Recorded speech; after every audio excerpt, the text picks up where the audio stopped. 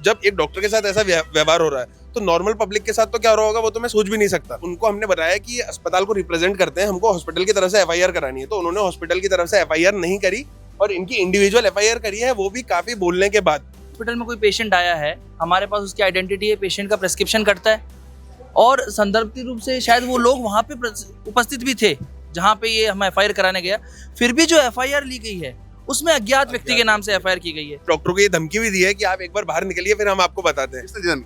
वो जो अटेंडर थे वहाँ पे, जो उसके अटेंडर थे, वो हमारा लेबर रूम में ड्यूटी थी, तो उस टाइम वो औरतें आदि अर्धनग्न अवस्था में थी। हमने उन्हीं की प्राइवेसी के लिए रोकने की कोशिश की। प्राइवेसी भंग करने का वीडियो बना रही थी, उसकी वो धारा उन्होंने नहीं लगवाई। छीना छिपटी में उसका मोबाइल यहाँ गिर गया था, हमने वो डिपॉजिट करवाने की कोशिश की तो उन्होंने वो भी नहीं लिया। प्रदेश के साथ जयपुर में जयपुरी अस्पताल जो है वहाँ पर लगातार ओपीडी में मरीजों की जो ओपीडी है वो लगातार बढ़ती जा रही है। सर्दी का कहर लगातार जारी है और बीमारियां जो मौसमी बीमारियां उनके पेशेंट भी यहाँ पे लगातार बढ़ रहे हैं। इसी बीच एक विवाद सामने आता है कि देर रात महिला रेजिडेंट डॉक्टर के साथ कुछ अटेंडेंट जो हैं वो मारपीट करते हैं। हाल फिलहाल तमाम जो डॉक्टर हैं वो मेरे सामने खड़े हैं और यहाँ पे हड़ताल पे चले गए और साइड में आप विंडो में देख पा रहे होंगे किस प्रकार से लाइनें लगी हुई हैं पेशेंटों की, मरीजों की, और परेशान हो रहे हैं मरीज। इनकी हड़ताल कारण क्या है, क्या इनकी मांगे हैं? हाल फिलहाल ये अधीक्षक से मिल के आए हैं, जीवराज सिंह से। उन्होंने क्या आश्वासन इनको दिया है, इनकी क्या पूरी मांग थी, तमाम मुद्दों पे हम बात करेंगे आज। सबसे पहले डॉक्टर साहब आपके पास, आप हड़ताल पे क्यों आज? सर मेन इशू इसमें यह है कि जैसे हमारी एक जो रेसिडेंट डॉक्टर है उनके साथ कल रात को मारपीट हुई है। इसके रिगार्डिंग हम कंप्लेंट करने गए जब पुलिस स्टेशन, तो पुलिस ने भी हमारे साथ कोई हमको ऐसा कोई स्पेसिफिक सपोर्ट दिया नहीं जो उनको देना चाहिए था। हम गए थे बजाज नगर थाने में। बजाज नगर थाने में जब हम गए, हमने उनको बताया कि हमको एक तरीके की एफआईआर लिखवानी है। वहाँ पे जिन लोगों ने मार कुटाई करी थी वो भी हमारे साथ में वहीं पे ही गए थे। तो हमने बोला कि ये लोग यहीं पे हैं, गुनहगार जो भी हैं, और हम लोगों को अब इनके खिलाफ जो भी है कार्रवाई उचित करी जाए। आप देख सकते हैं इनके मुंह पे भी काफी सारे निशान हैं, मार कुटाई बहुत बुरी तरीके से व्यवहार करा है, प्लस गालियां वगैरह भी दी थी उस टाइम में। जब उनको पूरी सिचुएशन हमने समझाई कि अब आप अपनी तरफ से जो भी एक्शन है वो लीजिए, हमारी तरफ से एफआईआर दर्ज कीजिए, तो इनिशियली तो उन्होंने हमको एफआईआर करने से ही मना कर दिया, क्योंकि जैसे हम लोग वहाँ पे 10 बजे गए थे, 10 बजे से हम लोग रात को वहाँ पे 2 बजे निकले। हमने उनको पूरी तरीके से समझाया, पूरी सिचुएशन समझाई कि क्या क्या इशू था, तो उन्होंने पहले तो हमको समझाने की कोशिश करी कि आपके खिलाफ भी कार्रवाई हो सकती है। अब जैसे फॉर एग्जांपल अगर जब एक डॉक्टर के साथ ऐसा व्यवहार हो रहा है तो नॉर्मल पब्लिक के साथ तो क्या हो रहा होगा वो तो मैं सोच भी नहीं सकता। जब हम वहाँ पे उनको इतने तरीके से, हम 4-5 लोग जाकर उनको समझा रहे हैं कि इस तरीके से एक व्यवहार हुआ है, आप देख सकते हैं सामने आपके डॉक्टर हैं यहाँ पे जिनके साथ ये सब की गई है, तो भी वो कार्रवाई नहीं कर रहे। दूसरा, उसके बाद हमने समझा के अपनी तरफ से हम जितने भी कॉन्टैक्ट्स लगा सकते हैं, जब हमारे साथ हॉस्पिटल के जो सीएमओ हैं, जो हमारे उस टाइम के रात के इंचार्ज रहते हैं, वो भी हमारे साथ वहां पर गए। जब वो गए, उनको हमने बताया कि ये अस्पताल को रिप्रेजेंट करते हैं, हमको हॉस्पिटल की तरफ से एफआईआर करानी है, तो उन्होंने हॉस्पिटल की तरफ से एफआईआर नहीं करी और इनकी इंडिविजुअल एफआईआर करी है, वो भी काफी बोलने के बाद। दूसरा ये, जब उन्होंने अपने एसएचओ से मेरे से बात कराई तो उन्होंने ये डिमांड करी कि आपके प्रिंसिपल बुलाइए या फिर आपके जो एचओडी है उनको बुलाइए, आप अथॉरिटी पे नहीं है। अब किस लिए अथॉरिटी पे नहीं है? मतलब अगर पीड़ित हमारे साथ में है, हम वहाँ पे ड्यूटी पे हैं, तो हम तो अथॉरिटी पे क्यों नहीं? और जो हमारे इंचार्ज हैं, जो सीएमओ होते हैं, वो हॉस्पिटल के इंचार्ज ही रहते हैं उस समय पे, तो वो हमारे साथ में है। तो बोले मैं किसी से बात नहीं करना चाहती, जो भी अभी वहाँ पे है आप अपने प्रिंसिपल को बुलाइए। आप एक बात बताइए, ये किस प्रिंसिपल, इस हॉस्पिटल का कौन सा प्रिंसिपल है? इसका कोई प्रिंसिपल नहीं है, तो हम ऐसे व्यक्ति को लाए कहाँ से जो पावर में ही नहीं अभी। तो दूसरा ये, प्लस इसके बाद में एफआईआर जब दर्ज भी हुई है तो वो भी हमको बहुत तरीके से समझाना पड़ा। हमको जो धाराएं लगवानी थी, जो मार कुटाई की हुई है, तो वो लगवाने के लिए भी हमको काफी ज्यादा वहाँ पे संघर्ष करना पड़ा है। तो एक सवाल मेरा यहाँ से कि क्या नाम था एसएचओ का जिसने प्रिंसिपल को बुलाने और आपकी एफआईआर दर्ज नहीं करने की बातें कही? एसएचओ का नाम मैं पूरा कंफर्म तो नहीं बता सकता क्योंकि उन्होंने अपने फोन पे ही बात करा था, बट शायद पूनम नाम था उनका। जी साहब, क्या कहेंगे इस पूरे मामले को? नहीं, इसमें एक और बहुत इंपॉर्टेंट मुद्दा है जो सामने नहीं आया गया। जैसा कि सबको पता है कि हॉस्पिटल में कोई पेशेंट आया है, हमारे पास उसकी आइडेंटिटी है, पेशेंट का प्रेस्क्रिप्शन करता है और संदर्भ रूप से शायद वो लोग वहाँ पे उपस्थित भी थे जहाँ पे ये हम एफआईआर कराने गया, फिर भी जो एफआईआर ली गई है उसमें अज्ञात व्यक्ति के नाम से एफआईआर की गई है। तो बस मैं जानना चाह रहा हूँ कि क्या अगर आपने एफआईआर लिखी है रिपोर्ट, तो उसमें एक नियम है कि वो भी संलग्न होती है और जो लिखा है एटीजेट उसमें आता है। मैं वही जानना चाह रहा हूँ कि ये जो हमारे पास एफआईआर कॉपी उसमें अज्ञात लिखा है, तो आपने क्या लिख के दिया, नाम दिया था? हम जो व्यक्ति था उसको साथ में लेकर गए वहाँ पे, जो वहाँ पे जिम्मेवार था ना, वो वहाँ पे गया है, प्लस उसकी पर्ची भी हमारे साथ में गई है। मैं आपसे बस ये जानना चाह रहा हूँ कि मेरे साथ कुछ गलत होता है, मेरे साथ जिसने गलत किया वो सामने है और हम स्टेशन में बैठे हैं, मैंने आपको बोला कि ये व्यक्ति मेरे साथ गलत कर रहा है, तो क्या आप के पास इतना अधिकार नहीं है कि आप पता कर सके कि ये कौन है। सिंपल एक मैं आपकी जनरल बात से सहमत हूँ, लेकिन अगर यहाँ पे कानूनी दावपेच की बात आती है तो ब्रिज जो लिख के देता है एडिजेड उसमें रिकॉर्ड नहीं होता सर, आप समझे नहीं। मैं ये जानना चाह रहा हूँ कि मैं आपको बोल रहा हूँ कि ये व्यक्ति जो वहां पे उपस्थित थे, है। हाँ, वो पुलिस का धर्म बनता है, फर्ज बनता है। उपस्थित थे, उन्होंने मेरे साथ गलत किया है, वो सामने बैठे हैं आपके। क्या मैं हर व्यक्ति का, हर मेरे पेशेंट का नाम जानूं? ये संभव नहीं है, क्योंकि मैं बहुत लोग देख रहा हूँ दिन में। वास्तविकता मैं जान रहा हूँ ना कि हाँ ये गलत हुआ है, और शायद डॉक्यूमेंट में नाम भी बताया गया था, पूनम नाम है शायद उनका। उस पेशेंट वो का जो नाम भी पेशेंट पूनम है ही था उनका नाम भी शायद पूनम बताया गया था कि हाँ ये नाम है। फिर भी अज्ञात के नाम से दर्ज करना मेरे हिसाब से गलत है। अब क्या रणनीति रहने वाली है कि परेशान, जनता परेशान हो रही है, मरीज परेशान हो रहा है, अंदर लाइनें लगी हुई है। रणनीति वास्तविकता में हम सबसे पहले तो ये चाह रहे हैं कि ये जो सब हुआ कि एफआईआर जो है वो भी पर्सनल नाम से की गई है, तो हमारे हॉस्पिटल के नाम से एफआईआर उनकी की जाए, नाम भी चेंज होने चाहिए। क्योंकि मैं मानता हूँ कि अज्ञात अज्ञात होता है ना। तो एक नाम से जो भी जिनके साथ हुआ, जिन्होंने किया, वो सब एफआईआर होनी चाहिए। उसके बाद वास्तविकता ये है कि कम से कम आप पता तो करें कि किसने क्या गलत किया है, पकड़िए उनको जिन्होंने ये किया है। समझ रहे हैं आप? मैं लेकिन जब सामने थे आरोपी जिस पे आरोप लगाया, उस समय कोई कार्रवाई नहीं हुई। उस समय ये तो बताइए, उस समय किसी भी तरीके की कोई भी कार्रवाई नहीं करी गई।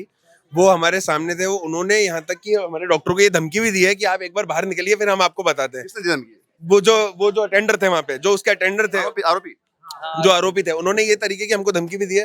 प्लस वो पुलिस थाने में भी हमसे किसी तरीके से लड़ ही रहे थे। दूसरा, हम जैसे आज स्ट्राइक पे इसलिए हैं क्योंकि हम इस तरीके के व्यवहार को और ज्यादा प्रमोट नहीं करना चाहते। आप देश में चारों तरफ एक बार माहौल देखेंगे तो आपको ये नोटिस कर पाएंगे कि जैसे डॉक्टर्स आजकल एक नई तरीके का टारगेट बनाए जा रहे हैं। हर तरीके से डॉक्टर्स को ब्लेम कर दिया जा रहा है। तुरंत हमारे ऊपर आप ड्यूटी का एक बार लोड देखिए, हमारे ऊपर पेशेंट लोड देखिए आप कितना ज्यादा है। हम लोग अपने आर से एक्स्ट्रा आवर्स काम करते हैं, इसलिए नहीं कि हमको उसका एक्स्ट्रा पे मिल जाएगा या फिर हमारी एक्स्ट्रा ड्यूटी है, नहीं, क्योंकि हम सोचते हैं एक तरीके का धर्म है तो हम भी अपनी तरफ से एक्स्ट्रा काम कर रहे हैं। बट उसका मतलब ये थोड़ी ना है कि आप उस तरीके का फायदा उठा के हमारे ऊपर ही ब्लेम करें। उस टाइम और भी जो अटेंडर थे, आपको पता है वहां पे एक जने ने ये भी बोला है कि बहुत बढ़िया हुआ, इन डॉक्टरों के साथ ऐसा ही होना चाहिए। अब इस तरीके का जो मतलब इस तरीके की जो मानसिकता रख रखी है इस देश में, वो बड़ी ही खराब तरीके की मानसिकता है। उसको हमको चेंज करने की जल्दी से जल्दी आवश्यकता है। जरूर सर, एक अंतिम सवाल आपसे कि कितने डॉक्टर ऐसे हैं रेजिडेंट जहाँ पे जो हड़ताल पे हैं और जिससे पूरा कामकाज प्रभावित हो रहा है? यहाँ पे अभी सारे की सारे रेसिडेंट डॉक्टर जितने भी हमारे हैं, फर्स्ट ईयर, सेकंड ईयर और थर्ड ईयर, सब अभी हड़ताल पे हैं। जितने भी, अब कोई भी तरीके का कार्य नहीं किया जाएगा इमरजेंसी को छोड़कर। इमरजेंसी के लिए भी हमने अपनी डिमांड रखी है कि अगर हमारी डिमांड 24 घंटे में पूरी नहीं होती, उसके बाद में हम इमरजेंसी और लेबर रूम के जो कार्य हैं उनको हॉल्ट पे लाएंगे। आपने डिमांड की बात की जी। क्या डिमांड है? डिमांड हमारी है कि हमको एक तो सिक्योरिटी प्रोवाइड करी जाए जल्दी से जल्दी, जितनी ज्यादा हो सके, क्योंकि जैसे हमारी जो एफआईआर है वो अज्ञात के नाम से वो चेंज हो सके, अस्पताल के नाम से हो सके। जो भी कार्रवाई है हमारी, पुलिस वाले हमको बताएं कि क्यों इस तरीके से नहीं हो पाई, और आरोपी की जो गिरफ्तारी है वो जल्द से जल्द की जाए। दूसरा, हमको आश्वासन दिया जाए कि फ्यूचर में इस किसी भी तरीके की घटना हमारे साथ दोबारा ना हो, और हमको किसी तरह ये अश्योर करवाएं कि ये दोबारा यहाँ पे रिपीट नहीं की जाएगी। एक चीज है, लेकिन आप आश्वासन मांग रहे हैं कि फिर मजबूती? सिक्योरिटी तो हमको अभी के भी चाहिए, प्लस हमको आश्वासन ये चाहिए कि अगर कल को ऐसी घटना दोबारा घटती है तो हमको किस तरीके का प्रोटोकॉल फॉलो करना है। क्योंकि पुलिस वाले तो जैसे हमारी सुन नहीं रहे थे, आपने देखा ही कि हम 4 घंटे वहां पे जाकर बैठे, तो हमको वो पूरा की पूरा डिटेल में बताएं कि हमको किस तरीके से प्रोटोकॉल फॉलो करना है, हम ताकि अगली बार ऐसी घटना अगर सिक्योरिटी के बाद भी होती है तो उस टाइम हम क्या फॉलो अप करें। अभी अधीक्षक साहब से मिलके आए, उन्होंने चौकी की डिमांड की थी, पूर्व में कई बार पत्र लिखे, लेकिन पुलिस महकमा जो है रवैया, बिल्कुल हमको चौकी की डिमांड यहाँ पे जल्द से जल्द है। क्योंकि यहाँ पे जिस तरीके का पेशेंट लोड है, जितने ज्यादा ऑल टाइम यहाँ पे अटेंडर्स, पेशेंट, आप पूरे अस्पताल में भी देख सकते हैं, पूरी तरीके की भीड़ लगी हुई है। तो उसके लिए हमारी डिमांड है कि थोड़ी सी सिक्योरिटी बढ़ाने के लिए यहाँ पे पुलिस वाले। ओपीडी कितनी है यहाँ पे? ओपीडी 3 से 4 हजार के बीच में। जी बिल्कुल बिल्कुल, देखिए 3.5 से 4 हजार के बीच में ओपीडी है। और हाल फिलहाल स्थिति ये है कि प्रदेश के नामी गिरामी अस्पतालों में एक जयपुर अस्पताल आता है, शामिल है। उसकी स्थिति ये है कि रेजिडेंट डॉक्टर जो हड़ताल पे जा चुके हैं, डिमांड इतनी सी है कि देर रात जो रेजिडेंट महिला डॉक्टर से मारपीट हुई, उनके आरोप में गिरफ्तारी की जाए। पुलिस का व्यवहार जो था उनके प्रति वो बहुत गलत था, नकारात्मक व्यवहार था। इसी को लेकर ये आक्रोशित हैं और हड़ताल बैठे हैं। मेरे साथ कुछ जो खुद पीड़िता है मौजूद है। मैडम क्या नाम आप? मेरा संजना कुमारी नाम है। मैं उस टाइम ऑन ड्यूटी थी, हमारा आवर एक्सचेंज का टाइम चल रहा था। मरीज आई कि मुझे अभी देखो कि 2 मिनट का टाइम दो, हम दूसरे वाले को आवर बता देते हैं। फिर भी वो नहीं रुकी, उसने वीडियो रिकॉर्डिंग स्टार्ट कर दी। हमने रोकने की कोशिश की तो उसने मुझे पूरा खरोच लिया यहाँ से। बिल्कुल दिखाएंगे मेरे पास। और वो हमारा लेबर रूम में ड्यूटी थी, तो उस टाइम वो औरतें आदि अर्धनग्न अवस्था में थी। हमने उन्हीं की प्राइवेसी के लिए रोकने की कोशिश की है कि ये एक फर्ज भी होता है, एक हमारा फर्ज है, क्योंकि ऑन ड्यूटी थी मैं उस टाइम। ये धर्म के उसके बाद नियम में भी है।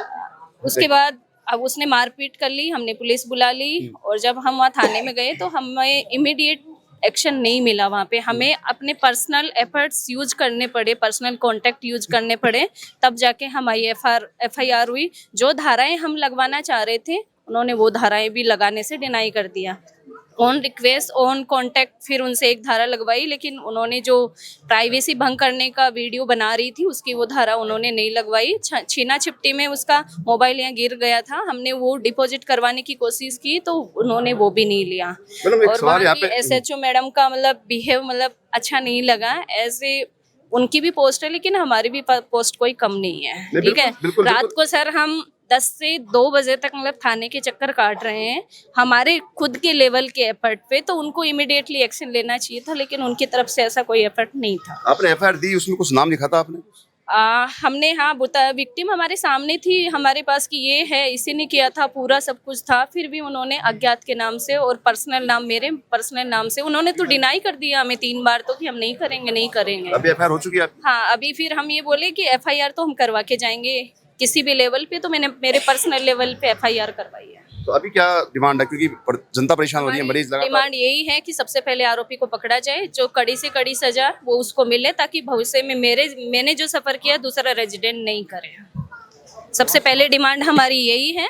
कुछ हमारी सिक्योरिटीज की डिमांड है, जो मतलब सिक्योरिटी मतलब बहुत ही पुअर सिक्योरिटी है, तो हम उसको स्ट्रेंथिंग करने की पूरी सर को डिमांड दे दी है कि वो जल्द से जल्द हमारी हो। अधीक्षक साहब ये कह रहे हैं कि आपको कुछ समय के लिए पाबंद किया गया और जो आपकी मांग है उस पर विचार किया जा रहा है। हाँ सर ने हमें भी आश्वासन दिया है, लेकिन आश्वासन नहीं, हमें एक्शन चाहिए। 6 महीने में तीसरी बार घटना हो चुकी है लेबर रूम की। मैं आपको बताता हूँ सर, हमारे असल जो डिमांड है वो ये है। पहली डिमांड, इंस्टीट्यूट की तरफ से एफआईआर दर्ज हो जो इमीडिएट इफेक्ट के साथ चाहिए। दूसरी डिमांड, हमको अज्ञात की जगह नामजद एफआईआर हो। तीसरी डिमांड, हमको चाहिए जो आरोपी हमने बता दिया कि ये आपके सामने बैठा है, जो हमने बता दिया कि हम हॉस्पिटल में काम कर रहे थे तब हमारे साथ मारपीट हुई है, जो आप लोगों को पता है सबको कि ये राजकार्य में बाधा के अंदर आता है, उसके बाद भी आप उस बैठे हुए आदमी को आप फ्री कर रहे हैं, अभी तक उसको गिरफ्तार नहीं किया है। तो जब तक वो गिरफ्तार नहीं होता है तब तक हम लोग काम नहीं करेंगे। चौथी डिमांड हमारी जो ये है कि जहाँ पे थाने के अंदर हमारे साथ में ऐसा बिहेव किया गया है, तो जो भी लापरवाह जिम्मेदार व्यक्ति है उनके खिलाफ जवाबदेही तय की जाए और उनके खिलाफ कार्रवाई की जाए। उसके बाद में हम लोग हमारी जिम्मेदारियां पूरी करेंगे, क्योंकि हम हमारी जिम्मेदारियां पूरी करते करते करते करते सिर के ऊपर जूते खाना हम स्वीकार नहीं करेंगे। बिल्कुल, बहुत गंभीर मामला यहाँ पे विषय सामने आया है कि हाल फिलहाल पुलिस का एक बार रवैया फिर शोचनीय और निंदनीय रवैया सामने आया है। बजाज नगर पुलिस थाने की बात है। साफ साफ आरोप है डॉक्टरों का कि देर रात 2 बजे तक 3 बजे तक वो चक्कर लगाते रहे, लेकिन फिर भी इनकी एफआईआर तक दर्ज नहीं हुई। पर्सनल अफेयर्स लगा के उन्होंने एफआईआर दर्ज कराई है, वो भी जो होनी चाहिए धाराएं, लगनी चाहिए धाराएं, वो नहीं हुई और एक नॉर्मल सी लिपापोती करके पुलिस ने इनको हवाई कर दिया। कुछ कह रहे थे डॉक्टर साहब आप? नहीं, बस ये जो आपको चर्चा बताई, मैं तो ये बस यही कहना चाह रहा हूँ कि जब किसी को बता दिया जाए कि हाँ इन्होंने मेरे साथ गलत किया, मैं गलत करने वाला हूँ और मैं उस जगह बैठा हूँ जहाँ पे आम जनता उम्मीद करती है कि न्याय हो, फिर भी न्याय अगर नहीं हो रहा तो ये बहुत शर्म की बात है। और वास्तविकता ये बात है कि अगर गजेटेड ऑफिसर्स के साथ में भी अगर न्याय नहीं हो पा रहा तो मैं ये नहीं मान सकता कि आम जनता के साथ इनका बहुत अच्छा रवैया होगा। बिल्कुल बिल्कुल, देखिए यहाँ पे हालात अब बिगड़ चुके हैं। जयपुर अस्पताल के सामने ये भीड़ जो पीछे खड़ी है, मेरे कैमरे के सामने दिखाना चाहूँगा एक बार, ये कोई आम आदमी नहीं है, कोई पेशेंट भीड़ नहीं लगी, ओपीडी नहीं चल रही। यहाँ पे ये डॉक्टर हैं जो इलाज करते हैं और हाल फिलहाल हड़ताल पे जाने को मजबूर हुए हैं। ऐसा इसलिए कह रहा हूँ मैं क्योंकि इनके साथ जो घटना हुई देर रात को वो बहुत ही चिंतनीय और निंदनीय है। सरकार लगातार दावे कर रही है कि चिकित्सा महकमा सुदृढ़ है, विपक्ष कांग्रेस जो है लगातार वो ये दावे कर रही है कि लॉ एंड ऑर्डर के साथ साथ चिकित्सा महकमा भी फिसल रहा है यहाँ पे। लेकिन हालात अब ये बयां कर रहे हैं कि पग पग जो दावे हैं, सरकारी मशीनरी जो है किस कदर अपना खेल खेल रही है। भजनलाल शर्मा लगातार कोशिश कर रहे हैं कि हर आदमी को सुरक्षा प्रदान करी जाए, लेकिन जब यहाँ पे ड्यूटी ऑन ड्यूटी डॉक्टरों के साथ मारपीट हो रही है, वहाँ पे सुरक्षा का कोई नाता नहीं है। तो कहीं ना कहीं सरकारी मशीनरी है, स्पेशल पुलिस जो है वो कहीं ना कहीं इस पूरे मंसूबे पर, भजनलाल के मंसूबे पर पानी फेरने का काम कर रही है। हाल फिलहाल हालात स्टे हैं, यहाँ पे स्थिर है क्योंकि जनता परेशान हो रही है, लेकिन डॉक्टर जो है अपनी जो मांगे हैं उन पे अड़े हुए हैं कि हाल फिलहाल उनकी मांगे हैं कठोर से कठोर कार्रवाई हो, तुरंत गिरफ्तारी की जाए और आगे के लिए ये पुष्टि की जाए कि इनके साथ ऐसी कोई घटना नहीं होगी, तब जाके ये कहीं ना कहीं अपनी जिम्मेदारियों को वापस लेंगे। एक हम आपके माध्यम से एक बात कहना चाहते हैं सरकार को कि सरकार के पास अगर सरकार चाहे तो पत्थर के अंदर पेड़ उगा सकती है। तो ये बहुत छोटा सा अस्पताल है, इसके अंदर एक चौकी नियमित रूप से यहाँ पे पुलिस चौकी एक स्थापित की जाए, जिसके अंदर हम लोगों को ऐसा लगे कि हम भी सुरक्षित हाथों में हैं। ये हम सरकार से मांग करते हैं आपके माध्यम से, और हम उम्मीद करते हैं कि आप हमारी इस मांग को उचित व्यक्ति तक पहुंचाएंगे और हमको भविष्य में ये सुरक्षा उपलब्ध होगी। देखिए, बहुत अच्छी बात की है। पहले भी पूर्व में भी जो अधीक्षक हैं जीवराज सिंह, उन्होंने भी एक मांग उठाई थी। उन्होंने साफ कहा कैमरे के सामने कि कई बार एसपी डीसीपी तक के लेवल के अधिकारी को लेटर लिख चुके हैं कि हमने यहाँ पे व्यवस्था कर दी है, जगह दे दी है चौकी के लिए, बावजूद इसके पुलिस महकमा जो है वो अपने डर्रे पे चल रहा है, जो कि काबिल तारीफ नहीं है। और हालात ये बन चुके हैं कि आए दिन ऐसी मारपीट की घटनाएं होती हैं, जिससे क्या कि डॉक्टर्स जो हैं वो कहीं ना कहीं मरीज देखते हुए कतराते हैं और सहमे से रहते हैं, तब जाके कहीं ना कहीं इलाज उल्टे सुलटे होते हैं, जिसका खामियाजा आम जनता को भुगतना पड़ता है। अब देखने वाली बात यहाँ पे ये होगी कि क्या जब डॉक्टर वापस लौटेंगे काम पे या फिर ये हड़ताल ऐसे ही अनवरत जारी रहेगी। सहयोगी कैमरा पर्सन सचिन के साथ संदीप कुमार, गोल्डन न्यूज, जयपुर।